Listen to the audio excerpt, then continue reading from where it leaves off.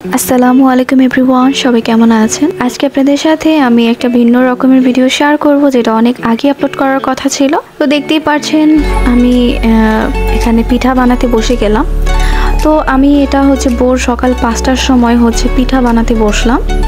আর কেন আমি লাল শাড়ি পরেছি, কেন পিঠা বানাচ্ছি, এগুলো আমি আরেকটু পরেই আমি ক্লিয়ার করে দিচ্ছি কথা বলে।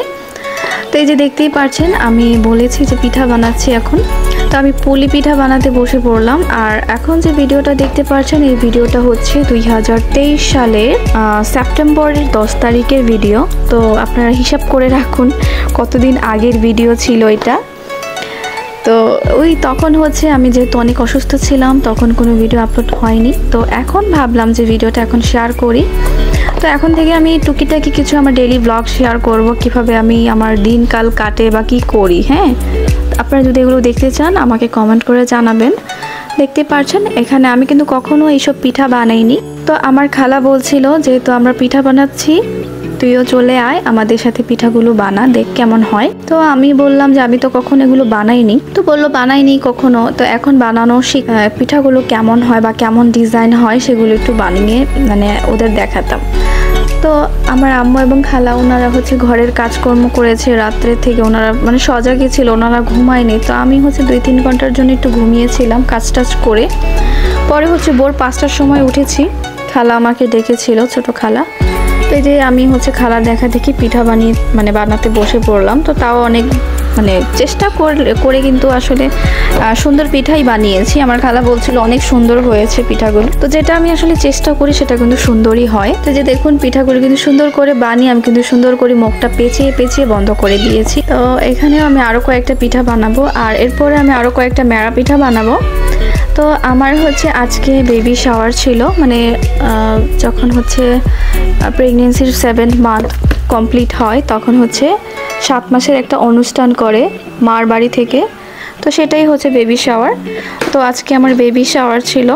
তো আজকে আম্মু আমার জন্য অনেক কিছু রান্না করছে, অনেক পিঠা সেই অনেক রকমের আয়োজন করছে, শুধু আমাকে খাওয়াবে বলে। আমি তো অনেক অসুস্থ, আসলে প্রেগনেন্সি অবস্থায় কোনো মেয়েই হচ্ছে খেতে পারে না। তো অনেকেই হচ্ছে ভাগ্যবান যারা, তারা কিন্তু খেতে পারে সুন্দর করে, তাদের কোনো সমস্যা হয় না। কিন্তু আমি প্রথম কোনো কিছু খেতে পারি না, আমি অনেক সিক ছিলাম এবং অনেক অসুস্থ ছিলাম, ঠিক আছে। তো এর জন্য আমার বেবিও কিন্তু একটু পুষ্টি কম, যেহেতু আমি খেতে পারিনি। তো ওই দেখুন আমি এখানে সুন্দর করে পিঠা বানাচ্ছি আর আপনাদের সাথে একটু গল্প করছি। তো এটাই কি আর করব, যেহেতু বলেছে পিঠা তাদের সাথে বানাতে হবে, তো আমিও বানালাম এবং তাদের দেখালাম। তারা বলছে যে সুন্দর হয়েছে পিঠা। তো এখন দেখতেই পাচ্ছেন খালার দেখা দেখে আমি কিন্তু মেরা পিঠাও বানিয়ে নিলাম। কেমন হয়েছে আপনাদের কাছে আপনারা কিন্তু আমাকে বলবেন। তো পিঠাগুলো ফাপ দেওয়া হয়ে গিয়েছে। তো এখন সেউই পিঠা বানাচ্ছে, হাতের সেমাই বা হাতের সেউই পিঠা বলে এগুলো।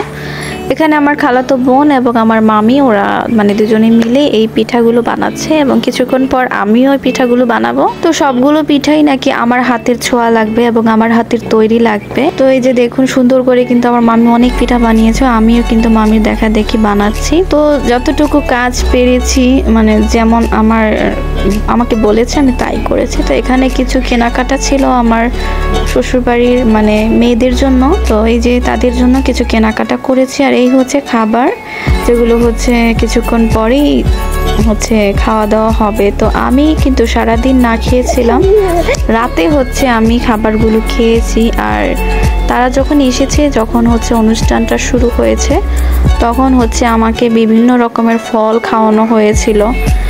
তো একেবারেই বাজে ফল, আমার তো তখন কোনো খাবারই ভালো লাগতো না খেতে। তো এই যে দেখুন এগুলো হচ্ছে নিয়ে এসেছে বাবুর জন্য কাঁথা এবং যত মিষ্টি, দই, রসমালাই, যত রকমের ফল, তারপর সবার জন্য কাপড় চোপড়, এগুলো কিনে আনছে। তো এখানে আমি রেডি হচ্ছি, আমার জন্য তারা পোশাক নিয়ে এসেছিল।